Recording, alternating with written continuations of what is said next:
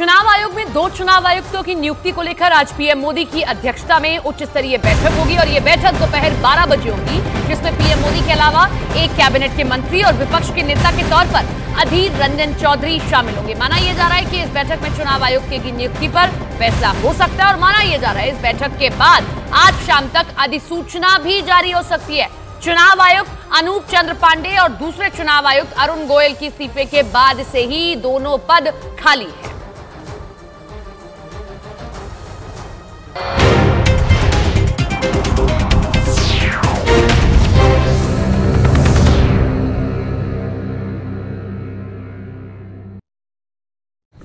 है और मेरे पास लिस्ट भी है और उस लिस्ट में त्रिपुरा है, तेलंगाना है।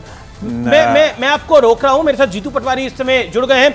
जीतू जी, आपका अभिनंदन है न्यूज़ 18 पर। मेरा सवाल आपसे सीधा है, बड़ी हार हुई कांग्रेस पार्टी की और उसके बाद मध्य प्रदेश की कमान आपको सौंपी गई, लेकिन आप मेहनत तो कर रहे हैं, लेकिन लगता है रंग आने में अभी थोड़ा समय लगेगा, क्योंकि ओपिनियन पोल ये कह रहा है कि बीजेपी का नंबर 28 रहेगा और कांग्रेस की सीटें 1 रह सकती हैं। अभी तक का ओपिनियन पोल यही है।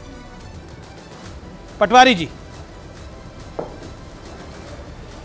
नहीं, मैं न्यूज़ 18 के सारे दर्शकों को धन्यवाद देता हूं, नमस्कार करता हूं। बात यह है कि देश में मोदी गारंटी की बात आप लोग रोज बताते हैं, पर हमारे प्रदेश में 2023 में मोदी जी आए थे, वो कह के गए थे कि 3000 रुपये बहनों को देंगे, 3100 रुपये धान का दाम देंगे, 2700 गेहूँ का देंगे, 400 का गैस सिलेंडर देंगे। एक भी पूरा नहीं हुआ, आज तक चालू नहीं हुआ। ये 23 की है। जो इससे पहले 14 में कहा था 2 करोड़ रोजगार का मुद्दा तो आपने शायद लिया ही होगा मेरे ख्याल से। वो तो बेरोजगारी तो आप बता नहीं सकते, बिल्कुल सबसे टॉप मुद्दा है, ऊपर बेरोजगारी है, जनता की राय में भी टॉप मुद्दा है। 80% बच्चे नशा करते हैं, 80% बच्चे देश भर में अब नशा करते हैं। ये भी सेंसेक्स बोलते हैं, मैं नहीं बोलता हूँ।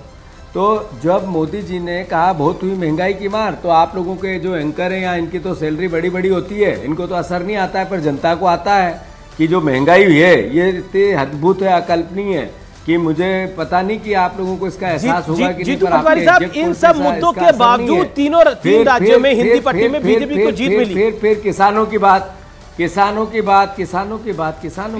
जो एमएसपी की बात, इस देश में 70% किसान है।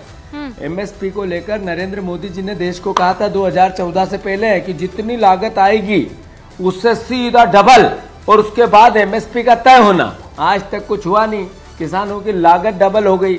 तो उसका आपके एग्जैक्ट पोल में क्या, आई डोंट नो, मुझे नहीं पता, देश के किसानों को भी नहीं पता।